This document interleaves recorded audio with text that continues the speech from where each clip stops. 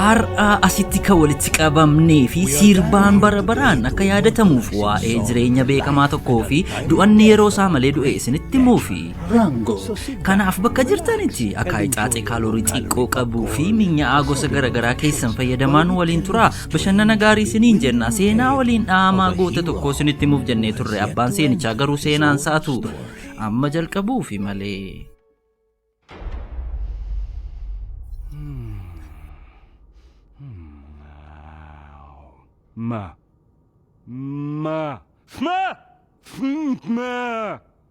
Karameellaas buskuutiis mi'ooftuus qarruus hundumaa ququmsuudha.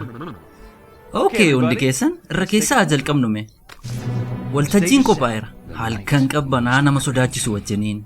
Kutaa dhuunfaa seetii keessan talli mootii jireenya mataa seetii jiraachuuf qophoofteetti. Jaalala malee jiraachuu irra raammoo nyaachisuu wayyaa. Xoofoo summii qabu bira geesseetti. Gidduutti immoo maal booliyoo sarageen sadoo isaa gara teessoo mootiitti ol butateera. Yeroo abbeensi garmalee na dhukkube jedhanii sobaa turan sana. Maal garmalee na dhukkubeera. Hark, deema achi.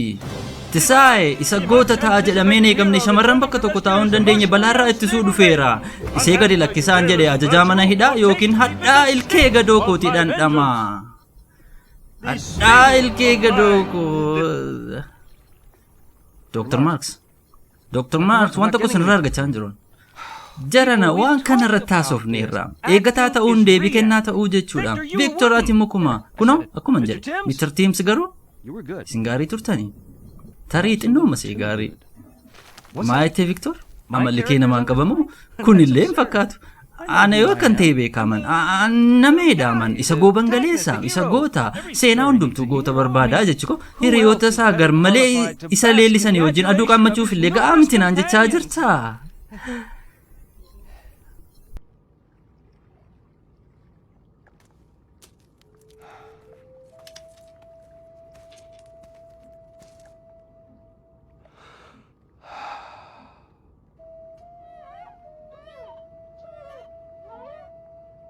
Waltajjiin ni eegaa jira.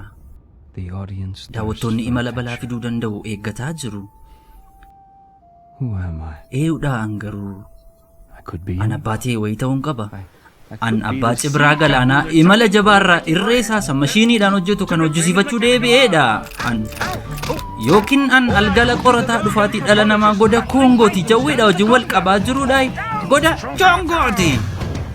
Seenaa jaalala moo yoo barbaaddanii an jaalataa olaanaa addunyaan beektu nan ta'a. Ho'ula. Si gargaaruu hin dandeenye garuu si baruun koo na beeksiseera siinis si beeksiseera.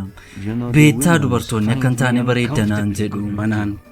Atis garuu akkuma isaanii natti fakkaata. Dhaabi maali? Dhiisi dhuguma jedhi ergi jette maal gochaa jirta? Dhiisi garqidoosan dhugumaan nammaa? Qabisa kan warra rukuta. Victor ati sirrii turte. Amalli koo namaan qabamu. Namoota amma cuuphaan qaba. Bakka qullaa wanti tokko hin jirre gootii jiraachuu hin danda'u. Seenaan keenya kan barbaadu kan ciigooti. Taatee akka tasaa uumamuudha kan barbaadnu. Waan gooticha walitti bu'iinsatti oofu kan barbaadnu. David!